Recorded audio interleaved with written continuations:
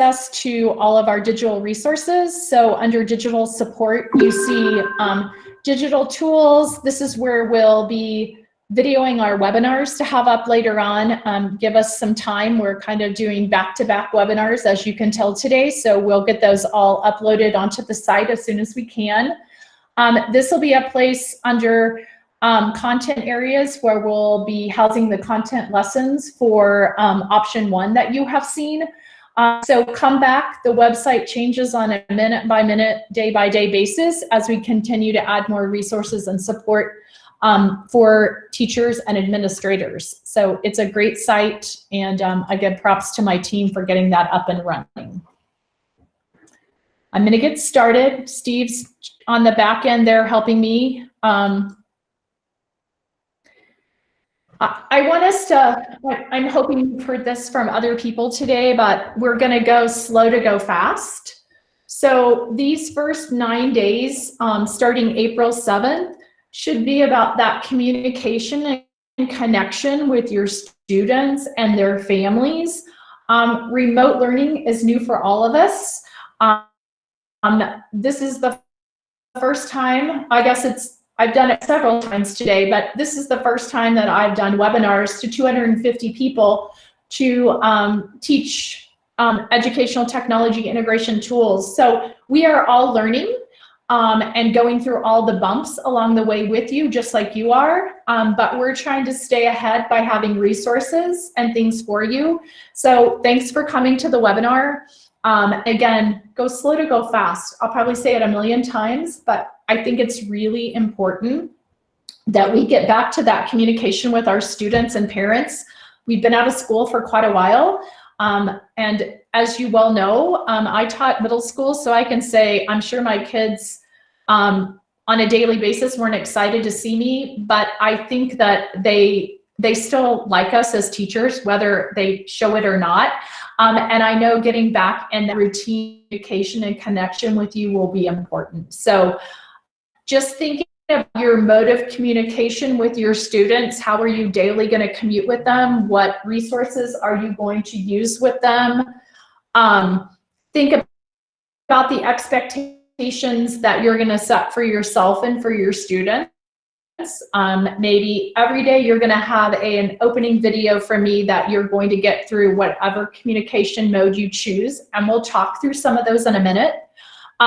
Here's how you can get support from me. My office hours will be at, from 2 to 3, or what to try to avoid direct instruction, or even office hours during the time that our kids kind of go to the food centers to pick up lunch or breakfast. So just kind of taking those hours into consideration when you're doing this. And then I remember that digital citizenship, we all talk about it.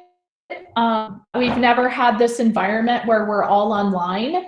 So kind of thinking about how we can give our kids some quick digital citizenship lessons, and we've linked some in there, and maybe even sharing those with their parents, because since they're going to be online and sometimes in an unsupervised environment, just a reminder about how we act online might be really important. I'm looking at a couple things to make sure. Just want to say just about the audio. I know a few people are having trouble with audio. It's probably your local internet connection. Some ways that you can mitigate that particular problem is making sure that your camera is turned off and you are muted. The other things you can do is if you click on the more options next to at the bottom where it says Lisa Lund is presenting, you can go into your settings here, and if you go to video, you can actually change the resolution for your own video so it's more grainy, which means it's taking less bandwidth when it comes to you.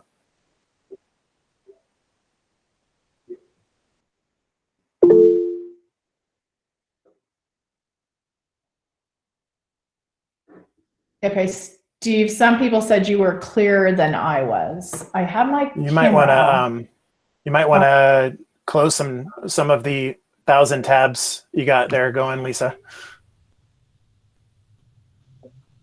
Inside joke with Steve. Lisa. She's got lots of tabs. I do. That's how I run my life. He's being true about it. Killing me, Steve, but I'm doing it. Is it helping at all? Give me a second to get there. I am hearing you better now. I don't know if others are. Okay, I'm working through my billions of tabs, by the way, so it's very true. Steve's very right about it. Okay, give me one more second. I don't want to shut you guys off. Okay, don't shut off the video. Give me a second. I do, I'll be honest, I do live in the mountains. My internet speed is not always as fast as everybody else's, so is that better? Is that the same better, Steve? Just a reminder to people to mute themselves. Okay, I'm going to go to my next slide. Hopefully it's going to be better. Thank you. Sorry, my apologies again. And I think that this is going to be an issue. Everyone is working at home. Everyone is hitting the same internet connections. And so it does become somewhat of an issue as well. There's family roles. I have a document in here. When you get into my document, where you'll be able to access these by clicking on them, but maybe sending out to your parents and some communication with them, setting some rules for them, kind of expectations, like maybe they check in with their kids every day to see where they are with their homework. Maybe they can go in and check with them every day, make sure they have a workspace, making sure that they're able to have no distractions, that they, you know, are at a corner of their table with their device set up or whatever it is that they happen to be using. We know we're still getting devices out at this time. And then also maybe who they can contact for questions. If you have a counselor or a social worker and you know a student needs that, how is your building dealing with that? Do they have a Google phone number for that person? Are they doing some type of remote communication like we are? Is there a way that I have a technology problem, I need to reach out to the DPS DOTS department, that's our Department of Technology Services. If I'm having a bullying issue offline, do I need to reach out to the administrator? How do I get a hold of them? So just some guidance that maybe as you're working through this at your building level, you kind of set those expectations as a building, and you have consistent ways for them to communicate with different people within your building. And then same thing, I have a document in here. When you get in here and you have access to the slide deck that you can pull up, I've given you an option to be able to make a copy of this, and then you can change it and do whatever you want with it. This is just something I borrowed from another district, but maybe talking to your kids about establishing a daily routine, maybe saying that every day by 9 o'clock, you'll get a video or you'll get an email from me about what you're going to do for the day. Maybe I'm going to give them some options about good digital citizenship as they're working from their home. Remind them to get outside and do a physical activity. And then again, who do they need to contact as students in the same respect that their parents need to act? If I need social emotional support, if I need help with an assignment, my tech isn't working and you can't help them. And they need to connect dots. So again, same type of things, but building those structures and routines for students in your classroom is super important too. This is, again, new for them. Most of them have never sat at home to learn and not had you in the room to walk around to see how they're doing. So what are those expectations that you're setting for your students?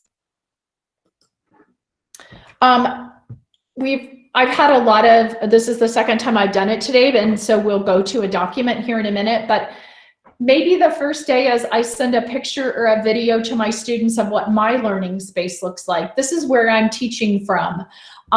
Let them see what your space looks like, and then remind them, are they in a quiet spot so that no one's bothering them? I have a sign on on my desk that says on air, off air. So when I'm doing a video, my family knows not to walk into my room, or I put a pillow in front of the door so my dogs can't get in here. But I also think showing your students real life, my children are at home, my pets are in the background, you know, somebody is walking around, but really being cognizant of your working space as well. There's several funny videos out there around being online and what's happening behind you, or what you forget you're doing as you're talking to people when you're online. So just making sure everybody's aware of space and what you need to do. Lisa, just a quick thing. Can you zoom in a little bit? Some people are having a hard time seeing it. Is that better now, Steve? You can see it. When I can't see it, it's so hard. Is that better?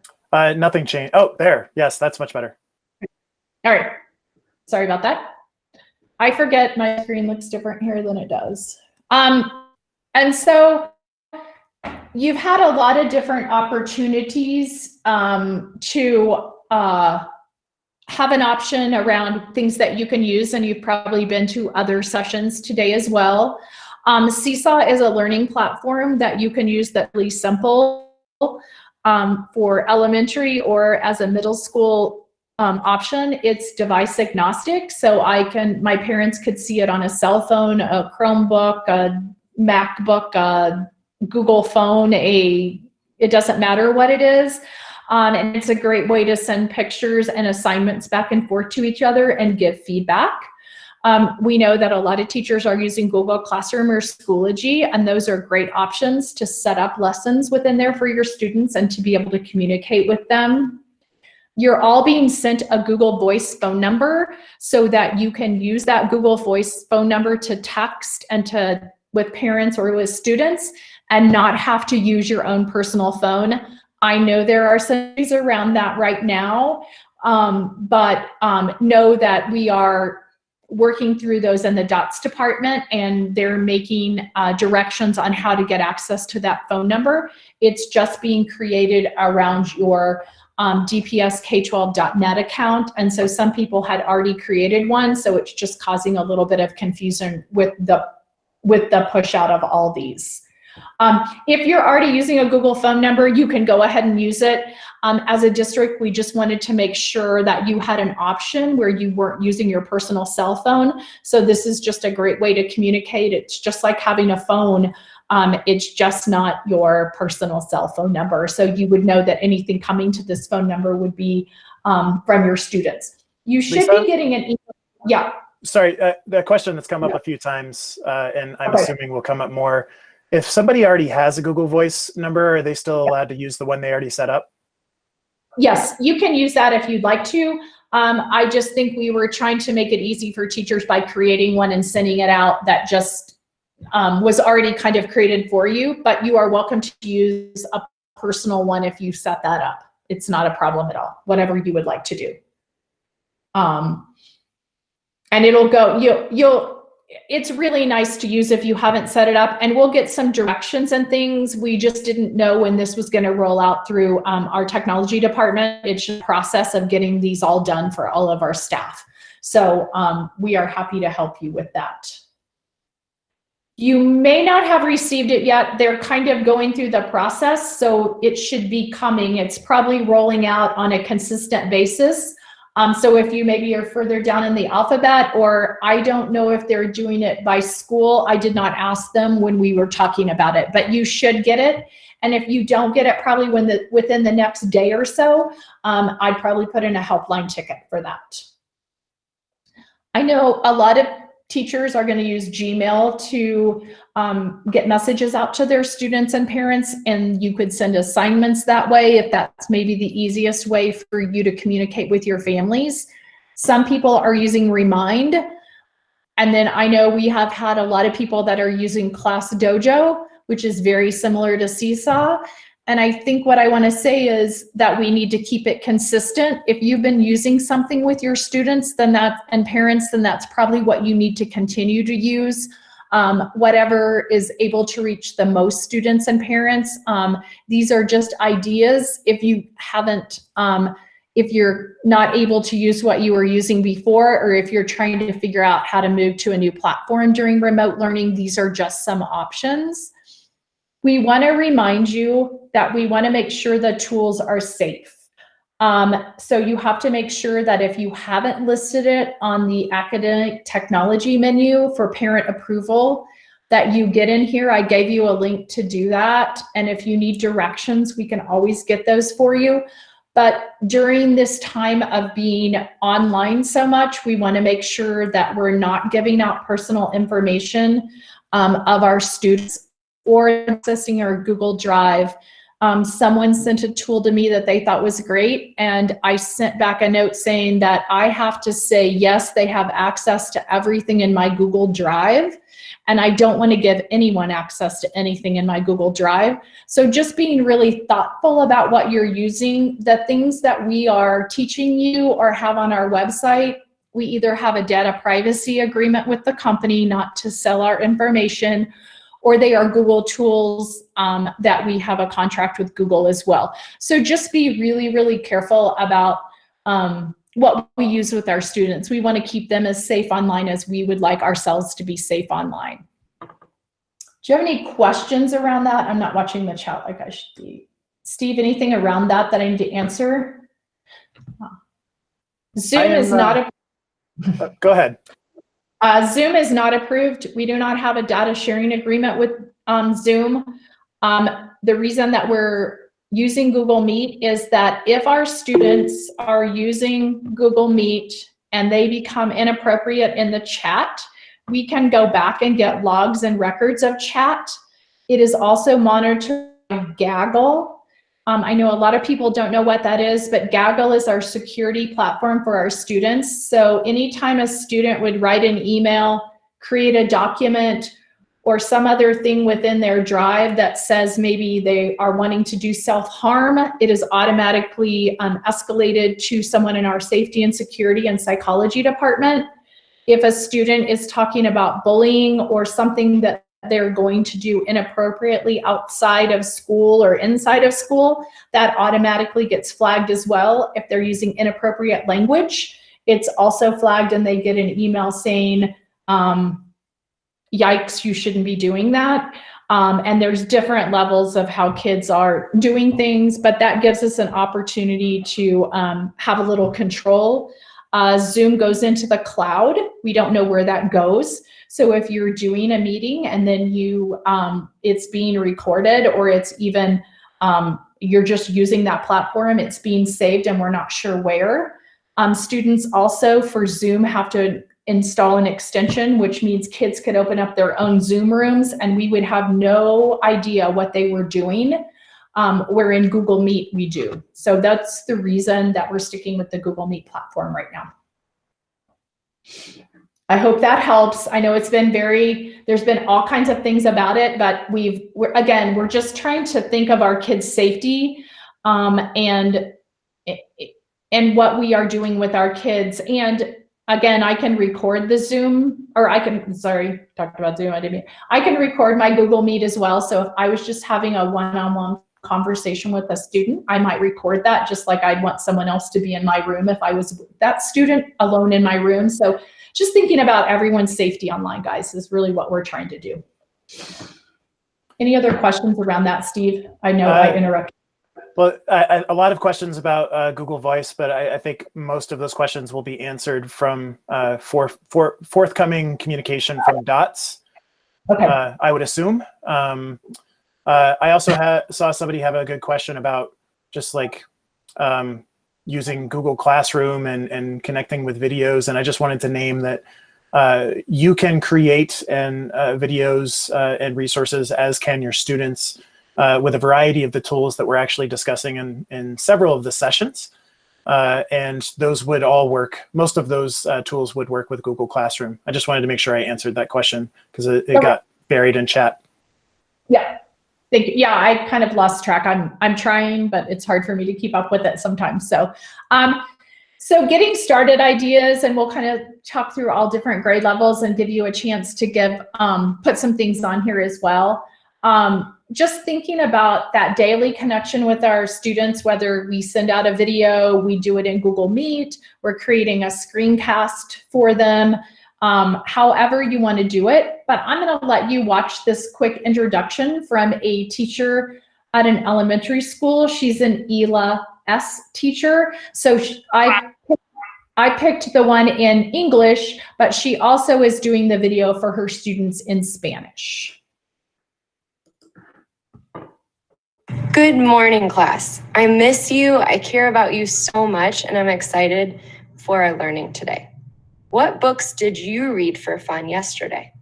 Remember that yesterday we read the book Richard Wright and the Library Card, and we explained what happened at the beginning of the story. I was so excited to hear about what I learned from our classmate Jose how Richard was an amazing reader who wanted to have access to the books like white people had at the time.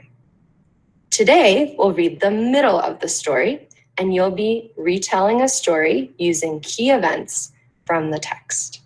You can write or you can draw what you learned in Seesaw.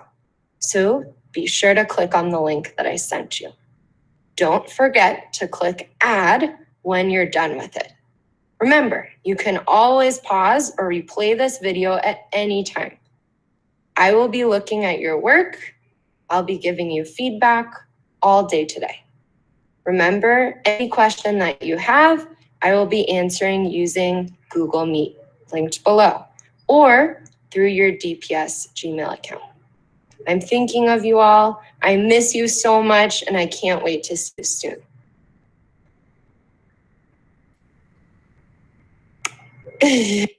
So I want to thank her for doing that video for us. So it was very simple. She's asking them to read a story, to draw a picture, or to write something for her. So really easy way, and it is elementary, and I know I have secondary teachers on here. I'll skip to the next slide in a minute that talks a little bit about secondary, but some ideas that, they could draw a card or write a letter to a classmate that they're missing.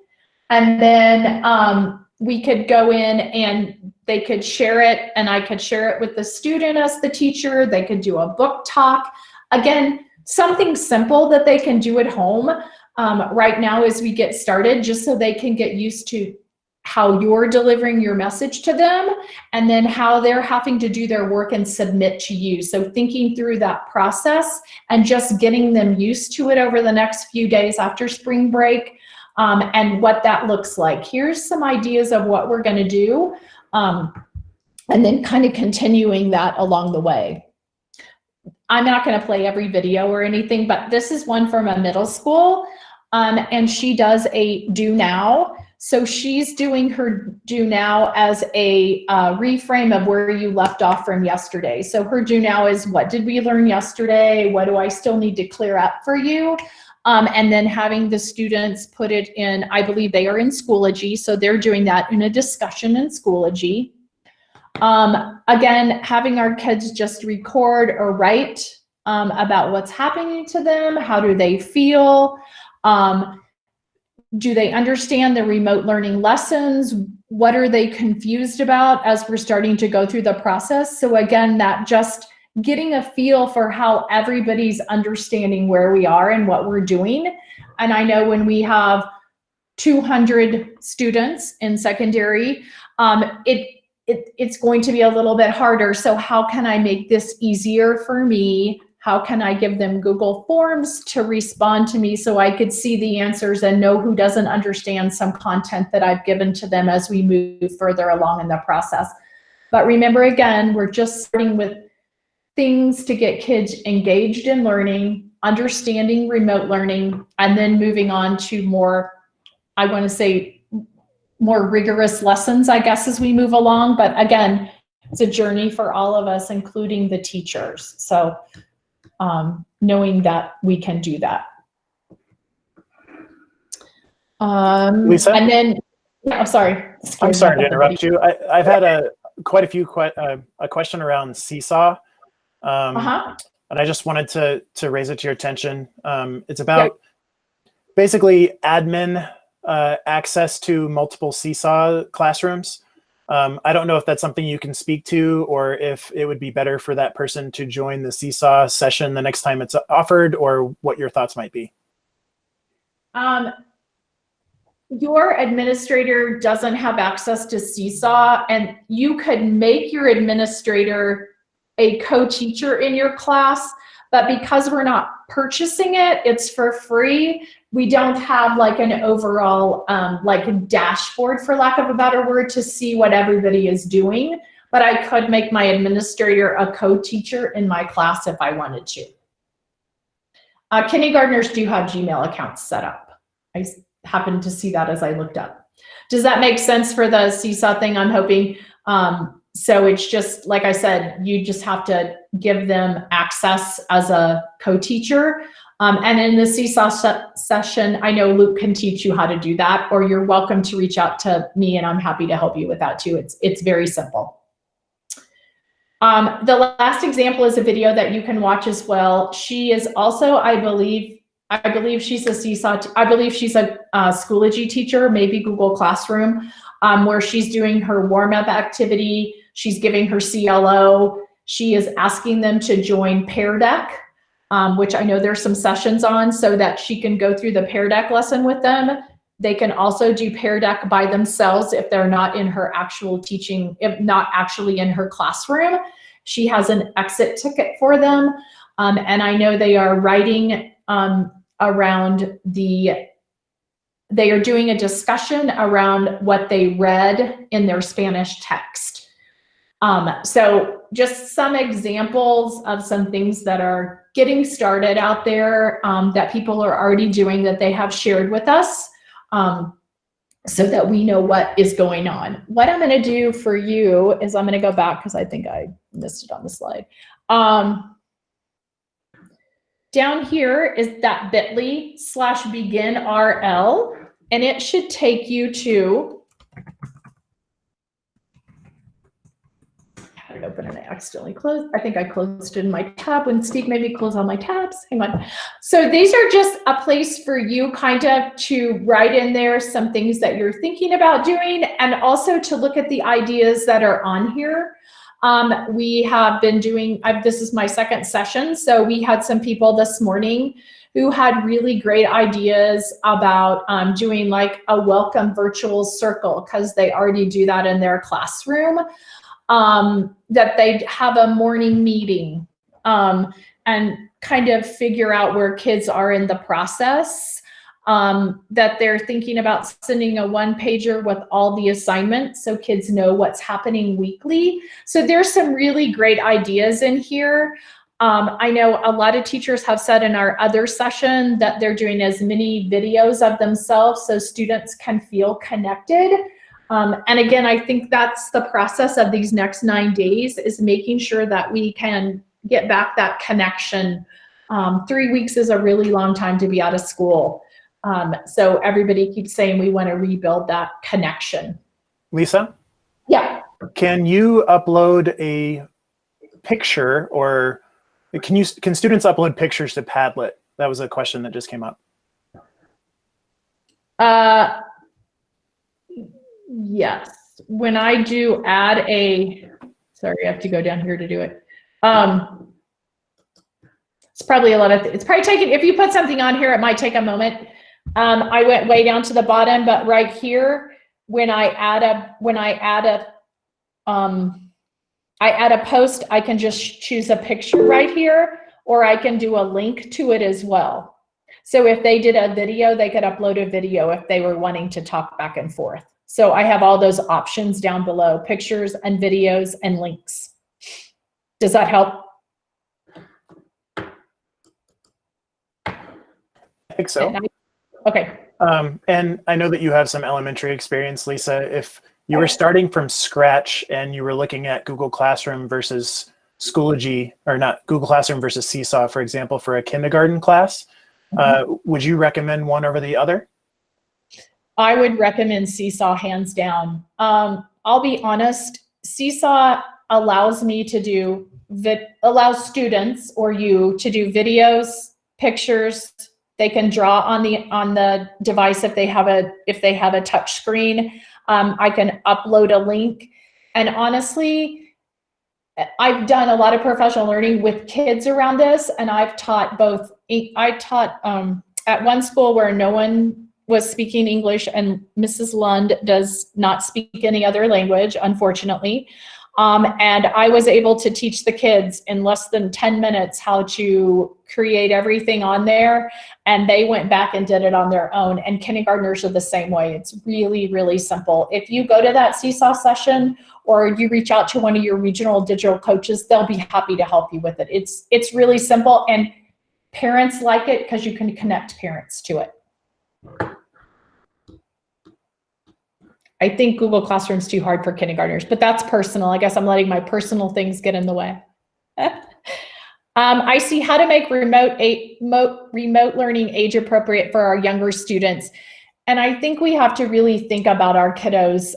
What can they handle in a day? And maybe I say, are you going to cook with your family today? Maybe you could take a picture of what you made today. I just think we have to, I think learning's going to get really, it's going to be real world when I can do some things at home that can show some of my ability to navigate what we're teaching. So I think that will be the biggest issue. And we're working on lots of things that will help our English language learners. I'm hoping to have Read Write pushed out to all students within the next few days, so that will help with the language barrier. And so those things will be things that we can quickly get out there to do that. So know that we are working through tools to help all of our learners. It's very important to us and our team that we provide tools for all students.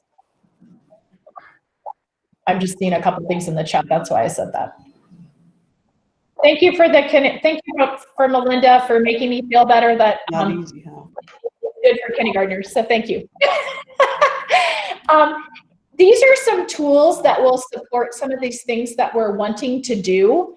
Google Meet is a great way to record a video. I can chat with my students just like we're doing. Obviously, you could chat with your students. With 250 people in the room, it's super hard to chat, but when you've got 30 or so, it's much easier. And you can record a lesson that you teach to kids if they come to class. And then the kids who are unable to attend class, you would just have that recorded and upload it to whatever you are using to share with them. Screencastify is a great way to record yourself talking as well, or to record your screen showing your students how to do something. We have a code for Screencastify that gives you unlimited access right now based on during COVID-19. That's on our website. Flipgrid, some of our teachers, I know we have some sessions on Flipgrid. It's a great way that kids can post videos and you can see them talking to each other. Again, I think our students want the connection back to their classmates as well, so a great way to see each other. And then I think thinking about what learning management system or how I'm going to communicate, whether it's through Seesaw, Google Classroom, Schoology, Dojo, email, that you kind of pick something and start that routine with your kids and parents. And I know every school is different, so just picking something that works for you and your students will be important. So making sure that you're just thinking through that.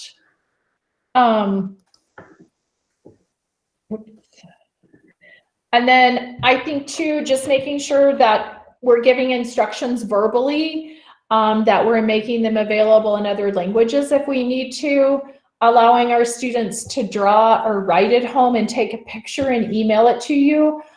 They don't need to be on the device 24/7. We might be tech integration department, but we don't believe that every kid should be on a device 24/7. That is not our personal feeling. We know kids still need to pick up pencil and paper or something and write and draw, video themselves, take pictures of right angles in around their house and send that to you. I know that's still technology, but still different ways that they can connect with the content that you're sending to them.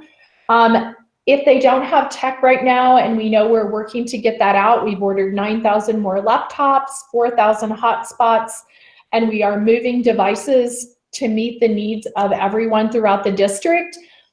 Most of our parents have a cell phone, so even if they can just use their parent's cell phone to take a picture to email you an assignment until they get a device, and reminding our parents that there are devices available if they haven't gotten that message yet over these next couple of weeks can be important too. I think we just have to remember to be flexible, flexible in what we're doing, flexible in what our kids are doing. And we're just, again, adapting to this brand new way of life. Just being at home all day long with my family, we don't get a break from each other. And that has to be how we all feel, and how students might be babysitting brothers and sisters at home. So just flexibility in everybody's situation, I think, is going to be important. Screencastify code will be on the website. Lisa, let's just pause for a second here. There's several questions just about how to access all the different resources that are being made free. So let me just run down the ones that have been discussed in the chat. Screencastify, and Pebble Go, and there was one, and Read Write. Somebody wanted clarification on how, whether or not Read Write's going to be pushed to all DPS students. Okay, perfect. Screencastify code, we will work on putting that onto our website. I want to say it's COVID-19, which sounds probably right to me, but we'll get that up on the website. They just sent that to me the other day, so I will get that sent out. I just don't have it memorized. And also Read Write, whoever asked that, I am working with Read Write to get that into our domain and pushed out to every single student.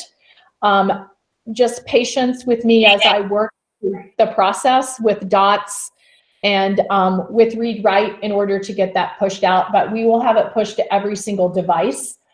So we won't have to worry if you have a device, did we already push it to you or not? So we're gonna try to get that pushed to every single student. Just a little patience. I've got a little time before spring break's over, so I'm hoping to have it done by next Friday. So, and when we have it up, we'll definitely put it on our website, resources for Read Write. Steve, I'm sorry I didn't write down the last one because That's okay. Pebble Go was the other one. Awesome. So if you go to the Library Services website, etls.dpsk12.org, you'll be able to access Pebble Go, Sora, Overdrive, which are ebooks that read to students in many different, we have languages, I think we have 40 different languages that ebooks are available on. Some of them can read to the student. Some of them are audio books, and obviously some of them are just books that they can read. We also have all the Britannica resources on there that are free, and those are things that we provide from DPS always. Those are always free. Those are things that we buy. Pebble Go is something that we purchase. We are trying to move, they've added one more thing to it in this free environment we're in, and we will get that added to it as well. I don't understand what it is. It's something Pebble Go Gold or something, but my library services team is working on that right now.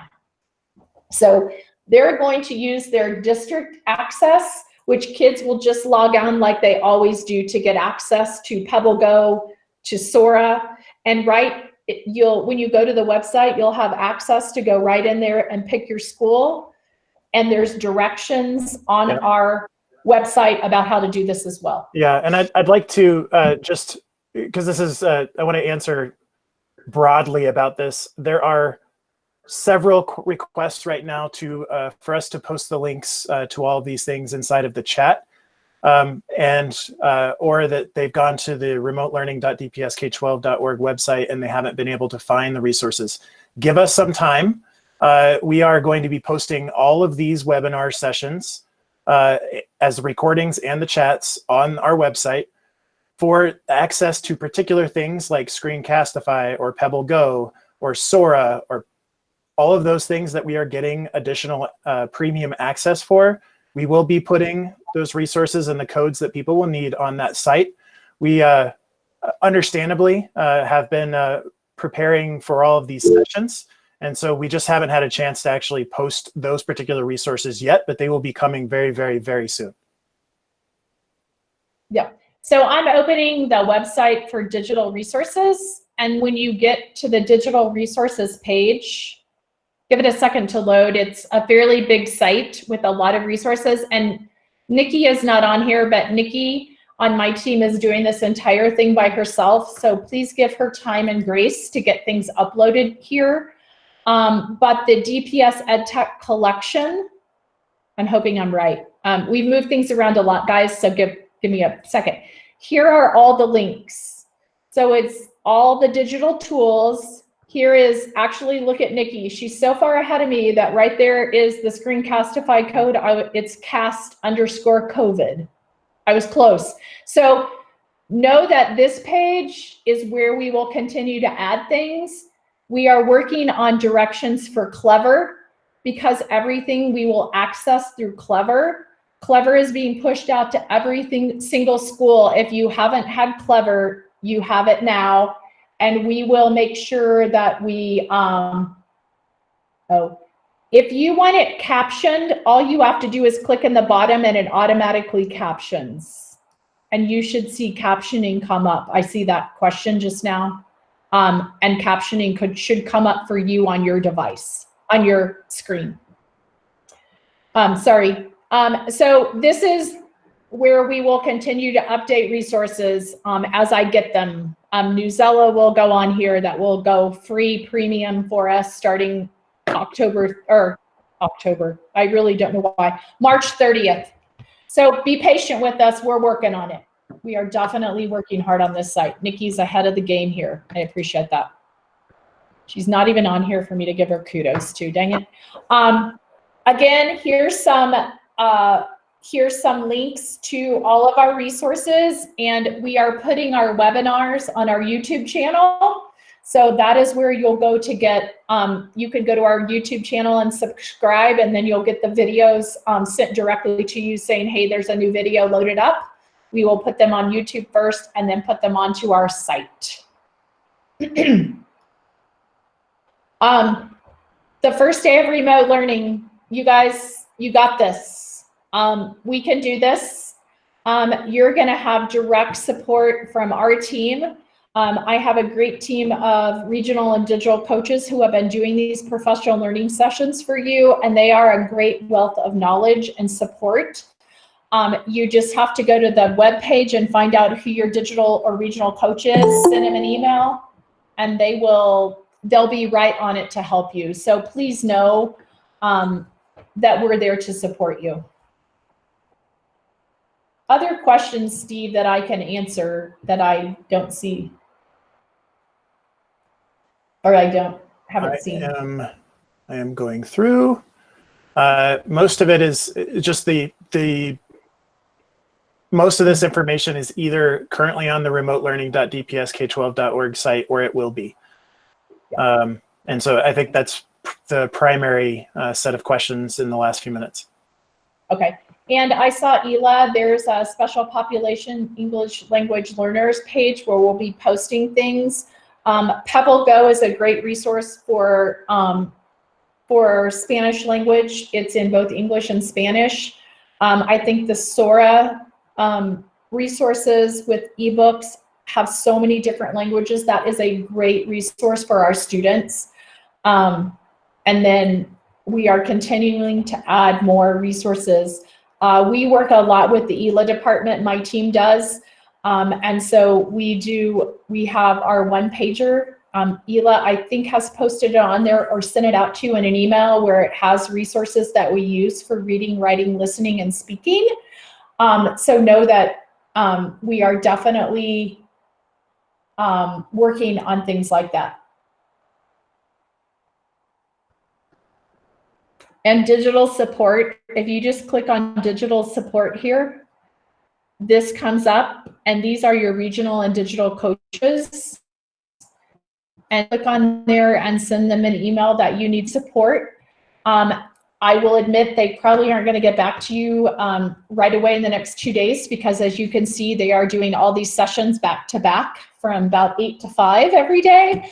But they are going to set up office hours so that you can Google Meet with them, and they can give you extra support that way as well. But please reach out to them. These are a great group of people who have been doing a lot of really hard work to get ready for this remote learning process. So I appreciate them more than they know.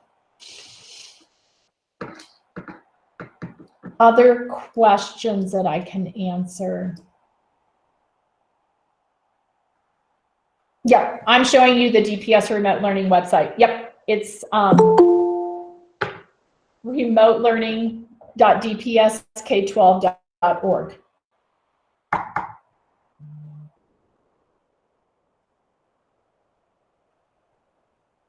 I'm glad that this was helpful. It was just an overview. And again, go slow to go fast, guys. You don't have to learn 100 tools, learn one. Make it simple for yourself. Make it super simple. Steve has put the website in there. And Lisa, there have been a couple just final questions just about the ATM. Yeah. Could you reiterate the guidance around the use of the ATM, please? Yeah. So if you are going to use a tool that is not if it's outside what we are giving to you, I guess, you need to make sure that you have put it on the ATM, that your principal sent out a letter at the beginning of the year and your parents said, yes, I agree to use whatever the teacher thinks is okay to use in the classroom. And then it gets posted on the website and your parents can go in and see exactly what Mrs. Lund, is using in her classroom, and make sure it's okay. Again, it's a protection for you, for our students. It's a big deal to me that we keep our students safe, and especially since we're so outside the school walls now, we just want to make sure that there's not somebody getting to our kids who shouldn't, and that we've thought through the tools that we're using thoughtfully. There's a lot of tools out there. I know that, and there's a lot of great things out there, but just thinking about the safety of our kids and what information we're giving about them to whomever is important to me. So, other questions? I apologize that I'm gonna have to jump because I have to present again. Well, Lisa, I actually think we are presenting just in this room again. We are, but I probably need to dump everyone. I need to probably shut it and reopen it. Yep, okay. Otherwise, that's what I'm thinking, don't you? I mean, that's the only way. I didn't realize these were back-to-back same sessions, but I'm thinking I need to dump the room and restart it. I think that's probably best, just to make sure that we give other people the opportunity to get in who weren't able to before. Yeah.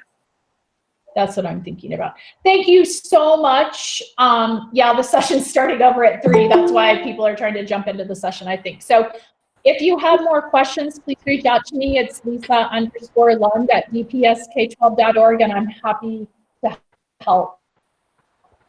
And my team is here to support you as well. Thank you so much. Good luck with the rest of your afternoon. Thanks, everybody. Thank you.